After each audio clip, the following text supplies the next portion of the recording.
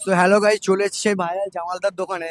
পিছনে জামালদার দোকানটা আছে, আর আপনারা দেখতে পাচ্ছেন এখানে প্রচুর ক্লাউড আছে, প্রচুর ক্লাউড, অনেক ভিড় আছে এখানে। জামালদার কাছে কিছু কোশ্চেন থাকবে, আমার দেখি কোশ্চেন গুলো জামালদা কেমন অ্যান্সার দেয়। তোমাকে নিয়ে যে সমালোচনা হচ্ছিল তেল নিয়ে, তরকারিতে, সেটা নিয়ে তুমি কি বলতে চাও?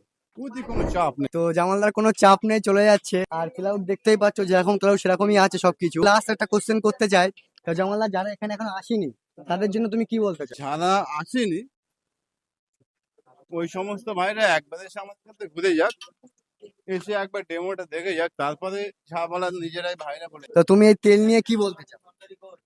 তরকারি ভালো, তেল নেই, তেমন সমস্যা নেই। তা তরকারির টেস্ট কেমন খুবই ভালো। হচ্ছে? আলুগুলো কেমন লাগছে খেতে?